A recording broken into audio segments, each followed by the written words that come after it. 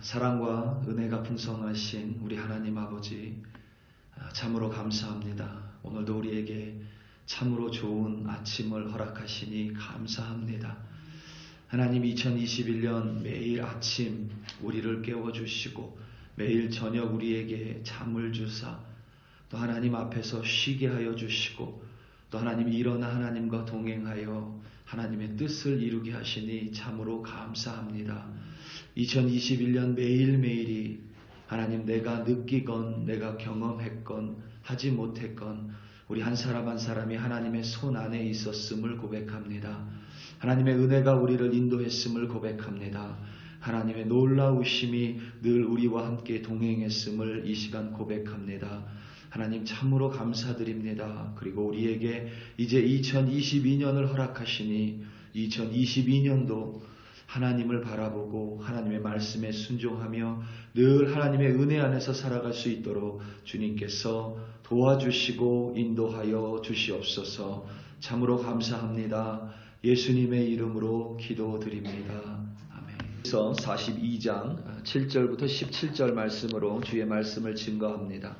우리 다 함께 보시겠습니다. 능력받는 새벽기도, 응답받는 새벽기도, 성령과 함께하는 새벽기도. 할렐루야. 아멘. 2021년의 마지막 날인 12월 31일입니다. 정말 다사다난했던 올 한 해 동안 우리 한 사람 한 사람 정말 수고 많이 하셨습니다. 무엇보다 늘 기도에 힘써 주셔서 진심으로 감사드립니다. 여러분의 기도 덕분에 제가 흔들리지 않고 주님의 종으로 사명을 감당할 수 있었습니다. 지금은 그리고 여러분들의 기도 덕분에 우리 교회가 주님의 교회로 서 있을 수 있었습니다. 지금은 모를 수 있지만 여러분들의 기도 덕분에 분명히 누군가는 위로를 받았을 것이고, 그리고 삶의 무게 앞에 좌절되지 않고 힘겨운 시간을 반드시 이겨냈으리라 확신합니다. 다시 한번 2021년 기도의 자리를 지켜주신 한 분 한 분께 진심으로 감사드리고, 2022년에도 쉬지 않고 기도하는 여러분들, 그리고 우리 글로리 교회가 되기를 예수님의 이름으로 간절히 축원합니다. 제목이 이번 생은 처음이라라는 한국의 드라마가 있었습니다. 한 5년 한 5년 가까이 된 드라마인 것 같습니다. 제목이 참 재미있죠. 이번 생은 처음이라. 드라마의 현실성은 다소 떨어지지만 이 제목이나 구성면이 대단히 흥미롭습니다. 제목 그대로 이번 생은 처음이라라는 것이 전체 줄거리입니다. 전혀 사랑하지 않은 남녀가 이래저래 해서 결혼을 합니다. 당연히 결혼이 처음입니다. 결혼 생활이 처음입니다. 시댁에서의 며느리가 처음이고 처가에서의 사위가 처음입니다. 그러다가 서로 처음으로 사랑하게 되고 그 사랑을 위해서 처음으로 이혼을 합니다. 그리고 다시 또 사랑을 하기 시작합니다. 그러면서 이 드라마는 끝을 내요. 사랑을 위해서 처음으로 이혼을 하고 그 후에 진짜 처음으로 사랑을 또 시작을 합니다. 얼핏 듣기에 그런 드라마가 다 있나 이렇게 생각을 하실 것 같습니다. 그런데 거기에 이런 대사가 있습니다. 88년생 여자 주인공의 말인데 이런 이야기를 합니다. 자신이 잘 모르기 때문에 그 모든 것을 할 수 있었다라고 말을 합니다. 그러니까 오히려 자신이 잘 알았다면 못했을 거라는 의미입니다. 그런데 이 여자 주인공의 말의 진의는 어떤 것을 명확하게 알았다라는 의미보다는 만약에 자신이 무언가를 어설프게 알았다면 잘 못했을 거라는 의미입니다. 오히려 이번 생은 처음이기 때문에 자신이 오히려 잘 몰랐기 때문에 더 도전하고 용기를 내서 할 수 있었다라는 의미입니다. 처음이기 때문에 경험해보지 않고는 잘 알 수가 없습니다. 사실 경험해 본다고 해서 우리가 더 잘 알 수 있는 것 또한 아닙니다. 우리가 조금만 우리 자신을 객관적으로 보면 우리가 어떤 것을 정확하게 안다는 것 자체가 거의 불가능에 가까운 일입니다. 우리가 여러분 매일 마주하는 사람의 마음도 사실 잘 모르지요. 그렇기 때문에 우리가 무언가를 알고 하는 것이 아니라 오히려 어설프게 알면 잘 못합니다. 하지만 오히려 모르면 모르기 때문에 더 잘할 수 있습니다. 그래서 이 지혜자는 자신의 무지를 깨닫는 것이 가장 최고의 지식이라고 말했습니다. 하지만 사람에게는 어떤 것을 확실하게 알고 싶어 하는 경향이 있습니다. 그래서 무엇인가를 가정하고 또 그 가정을 스스로 사실이라고 여겨버립니다. 그렇게 하면 자신의 내면에 어떤 안도와 같은 것이 생기기 때문입니다. 자신의 내면의 안도와 편안함을 위한다면 상관없지만 대부분의 사람들은 자신이 가정한 그것을 가지고 남을 재고 판단합니다. 대만 사람 엘리바스, 수아 사람 빌닷, 나아마 사람 소발이 그와 같습니다. 욥기라는 이야기 속에서 이들은 단지 욥의 3명의 친구에 불과하지만 사실 이들은 일반적인 세상 사람들의 단면을 보여줍니다. 이들은 각기 자신의 뚜렷한 주관을 가지고 있습니다. 그리고 자신이 생각하고 깨달은 바를 사실이라고 여기며 살아갑니다. 그것을 진리라 여기며 살아갑니다. 엘리바스는 자신의 노력과 연륜으로 지혜를 깨달은 사람입니다. 개인적인 체험을 통해서 자신만의 확고한 삶의 철학을 이룬 사람을 가리킵니다. 빌닷은 선조의 삶 속에서 지혜를 찾은 사람입니다. 이를테면 온고지신의 사람입니다. 옛것에서 지혜를 익혀 현재 자신의 삶을 살아가는 사람입니다. 소발은 이 세상의 지혜가 아니라 신비한 것을 추구하는 사람입니다. 과거의 것, 옛것, 현재의 것이 중요한 것이 아니라 소발에게는 이 뭔가 신비한 것이 중요한 사람입니다. 이들 각자가 스스로 만든 자신의 철학대로 자신의 삶을 살아가는 것은 괜찮습니다. 자신의 삶이니 누구도 뭐라고 할 수 없습니다. 하지만 자신에게 그것을 적용하며 자신의 안위를 위해 사는 것에는 하등의 문제가 없지만 그것을 가지고 욥이 당한 시험을 판단하며 욥의 인생의 고난을 해석하는 것은 대단히 우매한 일이라고 성경은 기록하고 있습니다. 무엇보다 자신이 만든 틀을 가지고 전능자 하나님을 판단하고 무한하신 하나님의 방법을 행위화복이라는 값싼 것으로 해석해버리는 불의한 범죄를 이 세 친구들은 저지른 것입니다. 욥의 세 친구는 하나님을 사랑한 것도 아니고 하나님을 안 것도 아닙니다. 욥을 사랑한 것도 아니고 사람을 사랑한 것도 아닙니다. 이들은 하나님에 대해서 몰랐고 삶에 대해서도 사실은 무지했습니다. 그것이 바로 하나님을 분노하게 만들었습니다. 오늘 말씀 7절과 8절입니다. 여호와께서 욥에게 이 말씀을 하신 후에 여호와께서 대만 사람 엘리바스에게 이르시되 내가 너와 내 두 친구에게 노하나니 이는 너희가 나를 가리켜 말한 것이 내 종 욥의 말같이 옳지 못함이니라. 그런즉 너희는 수소 7과 순양 7을 가지고 내 종 욥에게 가서 너희를 위하여 번제를 드리라.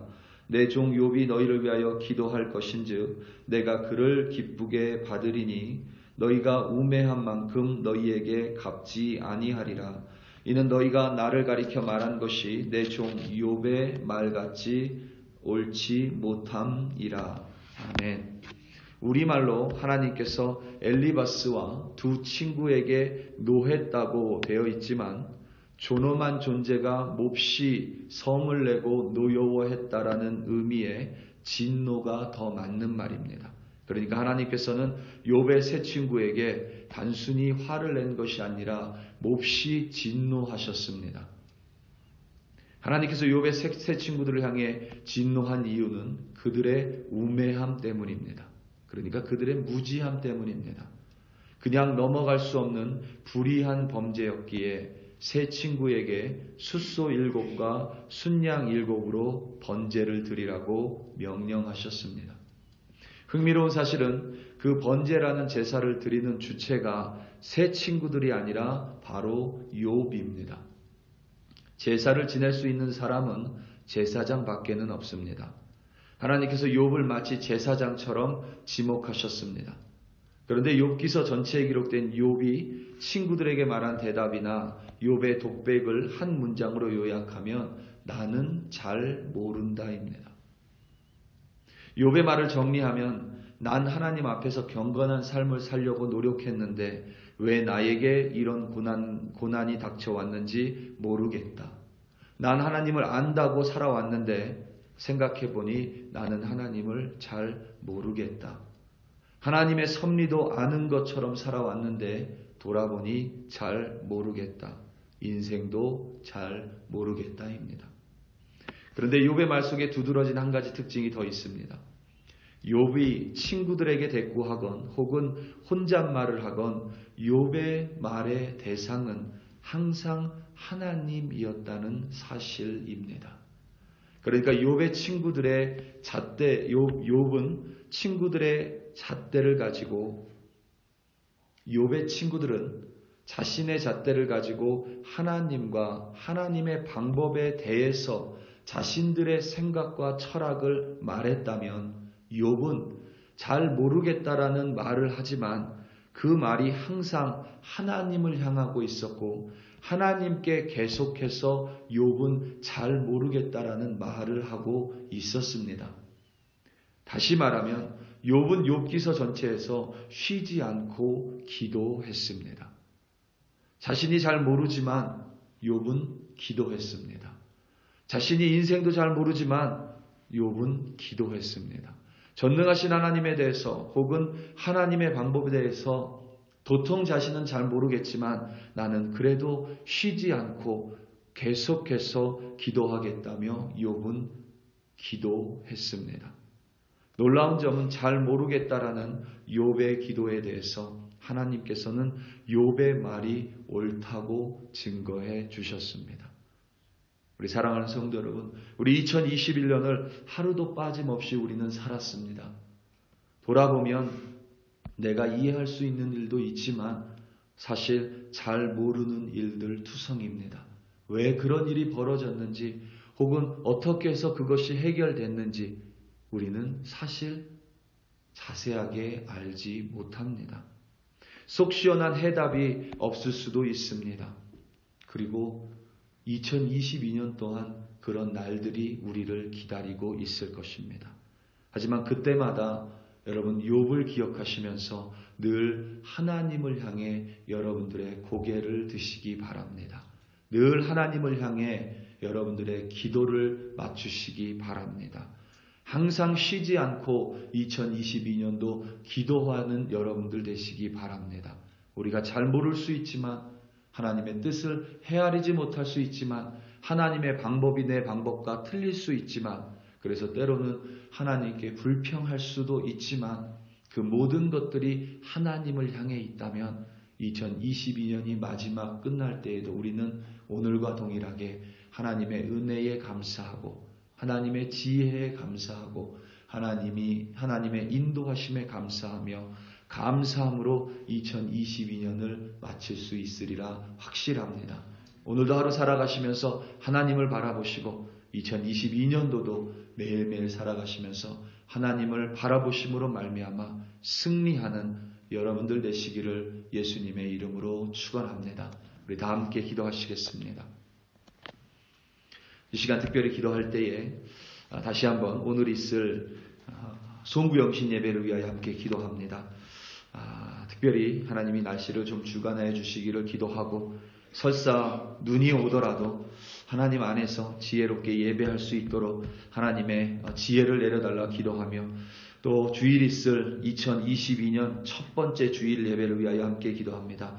글로리교회 백성 모든 이들이 그리고 예배를 향한 목마른 모든 이들이 함께 모여 2022년 첫 주일 예배를 하나님 기뻐하시는 예배, 함께 모여 기뻐하는 예배 드리는 우리 교회 되게 해달라고, 예배 되게 해달라고 우리 다 함께 주여 한번 부르시고 합심하여 기도합니다. 주여,